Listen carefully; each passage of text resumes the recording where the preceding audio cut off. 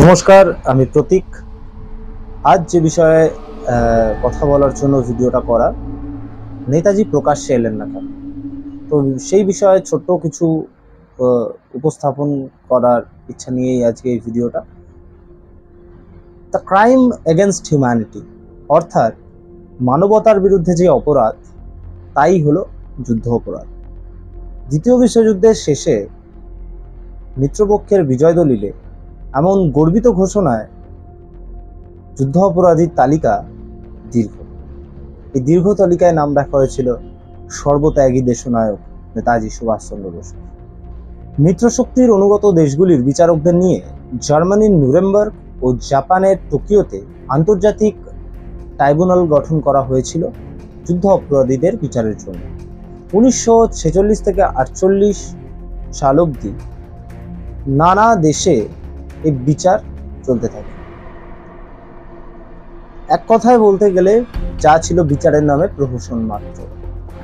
নেতাজি সুভাষচন্দ্র বসু যুদ্ধ অপরাধী তালিকায় নাম নথিভুক্তকরণের বিরুদ্ধে রুখে দাঁড়িয়েছিলেন এক বঙ্গজ সন্তান, ডক্টর রাধাবিনোদ পাল। তিনি সেই ট্রাইব্যুনালের একজন অন্যতম বিচারক ছিলেন। জাপানের মাটিতে তিনি তুলে ধরেছিলেন নেতাজি সুভাষচন্দ্র বসু ও তার আজাদ হিন্দ সরকার ও আজাদ হিন্দ ফৌজের রুদ্ধশ্বাস লড়াইয়ের কথা। ব্রিটিশের বিরুদ্ধে ভারত মাতাকে মুক্তির জন্য তাদের লড়াইয়ের কথা তিনি বারংবার তুলে ধরেছিলেন।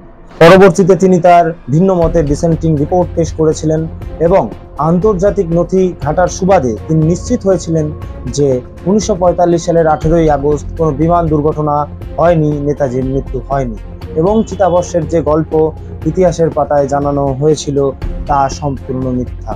এমন ঋজু ব্যক্তিত্বকে সহ্য হয়নি প্রধানমন্ত্রীর গদি প্রার্থী জওহরলাল নেহরুর। পরবর্তীতে বিভিন্ন আইনি মামলা মোকদ্দমায় তাকে নিঃস্ব করে দেওয়া হয়েছে। জওহরলাল নেহরুর এমনই দ্বিচারিতার গল্প বারংবার জানা গেছে। জওহরলাল নেহরু সেদিন একদা শহীদ সুভাষ চন্দ্র বসুকে যুদ্ধ অপরাধী করে রাখার বিষয় প্রকাশ্যে না বললেও তার স্টেনোগ্রাফার শ্যামলাল জৈনের সাক্ষী থেকে বিস্ফোরক তথ্য উঠে আসে। নেতাজি তদন্তে গঠিত খোসলা কমিশনের 224 জন সাক্ষীর মধ্যে 21 নম্বর সাক্ষী হিসেবে সাক্ষ্য দিয়েছিলেন শ্যামলাল জৈন।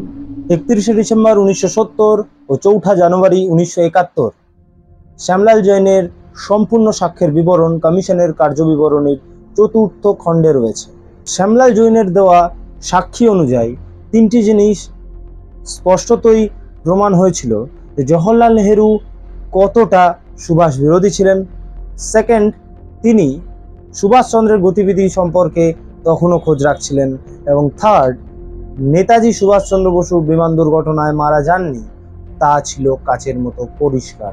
1945 সালের ডিসেম্বরে তৎকালীন ব্রিটিশ প্রধানমন্ত্রী ক্লিমেন্ট এটলিকে লেখা জওহরলাল নেহরুর বিস্ফোরক চিঠি তিনি সেই সাক্ষী দেওয়ার সময় তুলে ধরেন এবং এও বলেন 4 কপি চিঠি তিনি টাইপ করেছিলেন। এই বিস্ফোরক চিঠি থেকে জওহরলাল নেহরুর প্রকৃত চরিত্র উঠে আসে। বিস্ফোরক ওই চিঠি জওহরলাল নেহরুর মুখ ও মুখোশ উভয়কেই চিনিয়ে দেয়। আমি চিঠিটা বঙ্গানুবাদ আপনাদের পড়ে শোনাচ্ছি। মিস্টার ক্লিমেন্ট এটলি, ব্রিটেনের প্রধানমন্ত্রী, 10 ডাউনিং স্ট্রিট, লন্ডন। প্রিয় মিস্টার এটলি, অত্যন্ত বিশ্বস্ত সূত্রে আমি জানতে পেরেছি যে আপনাদের যুদ্ধ অপরাধী সুভাষচন্দ্র বসুকে স্তালিন রাশিয়াতে ঢুকতে দিয়েছেন। এটি রাশিয়ানদের পক্ষে পরিষ্কার বিশ্বাসঘাতকতা করা হয়েছে। যেহেতু রাশিয়া ব্রিটিশ ও আমেরিকার সঙ্গে মিত্রপক্ষেই ছিল, তাদের এটা করা উচিত হয়নি। অনুগ্রহ করে এই ব্যাপারটি মনে রাখবেন এবং এই ব্যাপারে যা প্রয়োজনীয় সঠিক বলে মনে করেন তাই করবেন। আক্ষরিক অর্থেই ব্রিটিশ অনুগত জওহরলালের এই গোপন কৃতকর্মের সন্ধান পাওয়া গেছে জাতীয় মহাফেজখানার গোপন দলিলপত্রে।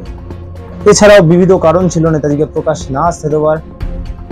অন্যান্য বিষয় নিয়ে পরবর্তীতে এরকম টাইপের তথ্যমূলক ভিডিও করার চেষ্টা আমি করব।